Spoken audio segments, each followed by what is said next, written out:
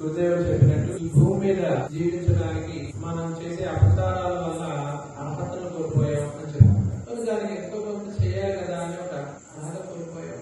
మరి ఆ తల్లికి మనం ఏం చేయగలం? సేతుబంధన కాలంలో రాముడు వారు సముద్రానికి సేతులు కడుతుంటే హనుమన్న, సుగ్రీవుడు, జాంబవంతుడు, అంగదుడు, నలుడు, నీరుడు వీళ్ళందరూ పెద్ద పెద్ద బండరాలను తీసుకొచ్చేస్తున్నారు. ఒక ఉడత ఇసుకరేణువులు ఒకసారి సముద్రంలో మునిగి వచ్చి ఇసుకరేణువులు ఒంటికి అంటుకుంటే మళ్ళీ మనం ప్రేమతో చేసిన ఇసుకరేణు కూడా స్వామికి ఆనందాన్ని కలిగిస్తుంది. కాబట్టి ఇంత పెద్ద భూగోళానికి భూమాతకి ఉడతా భక్తిగా ఒక ఇసుకరేణువుగా మనం ఏమైనా చేయగలం. ఏం చేస్తే బాగుంటుంది? మొక్కల్ని, చెట్లని కొంతలో కొంత పెంచగలం.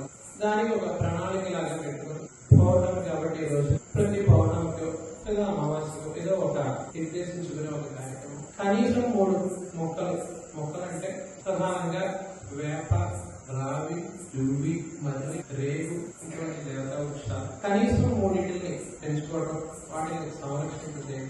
ఈ 3 నెలకి అంటే సుమారుగా 1236 మొక్కలు ఒక సంవత్సరం పాటైనా కనీసం నిరంతరం చేయడం ఉత్తమమైన పద్ధతి. కనీసం ఒక సంవత్సరం అయినా కానీ ఒక ప్రణాళిక పెట్టుకుని ఒక 3 మహావృక్షాలు అయ్యే వాటిని మనం సంరక్షించుకునే కార్యక్రమం చేసుకుందాం అనుకుని దానికి నాంది ప్రస్తావనగా కొన్ని మొక్కలను పెట్టాం. ఇంకోటి కూడా పెడతాం.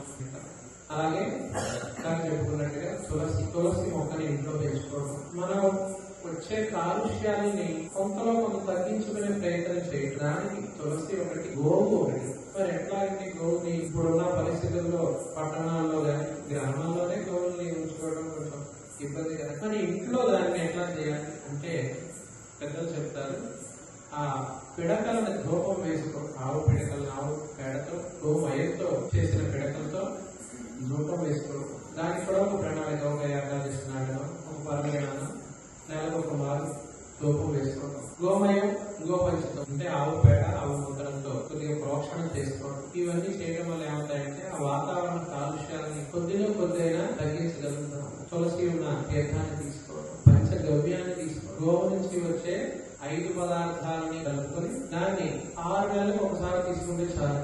అది ఎంత ప్రభావవంతమైందంటే మన గోధుమ అశుద్ధంగా చెప్పినట్టుగా పెద్ద దూది కొండ ఉంటే ఒక చిన్న నిప్పులలో ఉన్నట్టుగా మన శరీరంలో ఉన్న దోషాలన్నింటినీ, వాతావరణంలో ఉన్న దోషాలన్నింటినీ ఆ పంచగవ్యం కొద్దిగా అనేది మొత్తం దహించి వేయగలిగినంత ప్రభావం. కాబట్టి అన్ని అంశాలు అందరూ దృష్టిలో పెట్టుకుని తులసి, గోమయం, పంచగవ్యం, ఈ ఆవు పిడకలతో ధూపం వేసి ఈ మొక్కలు ప్రతి పౌర్ణమికి కనీసం 3 మొక్కలు నాటి వాటి సంరక్షణ అనేది ఇవన్నీ వారు చెప్పినట్టుగా ఆ నేల తల్లికి కొద్దిగా ఉపశమనాన్ని, ఆ తాపాన్ని ఇప్పుడు అంతా చెప్పుకుంటున్నాం కదా, భూగోళం తాపం పెరిగిపోతుంది, గ్లోబల్ వార్మింగ్. ఆ నేల బాగుంటేనే మనం బాగుంటాం. అందుకే ఒక ఆయన చెప్తే మనం ఆహారాన్ని తీసుకుంటున్నామంటే ఆ నేలలో కొంత భాగాన్ని మనం గ్రహించేస్తాం. ఎప్పుడు గ్రహించడే ఉంటుంది కానీ తిరిగి ఇవ్వటం అనేది ఉండటం.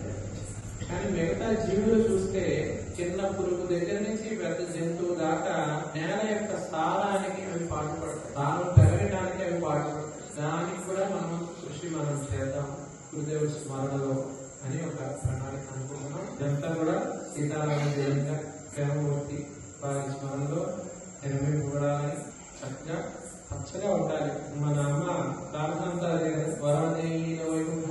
ఇలా చక్కగా చేయగా ఏమవుతుంది, 3 వానలు నిండుగా కురుస్తాయి. అందుకే ఆ అమ్మ కూడా 18 దేవుడిని ప్రార్థిస్తూ 3 వానలు నిండుగా కురుస్తాయి, వరద పండిన చెరువులు చక్కగా మంచిగా వర్షాలు పడాలి, చేరన్నీ బాగుండాలి. అంటే దానికి మనం పూర్తిగా నేల బాగుంటానికి చక్కగా చెట్లు పెంచడం, మొక్కలు పెంచడం, తులసిని ఆరాధన చేయడం, అవి మనం వారి దీంట్లో దీక్షగా తీసుకున్నాం. వాసుదేవ వాసుదేవ వాసుదేవ.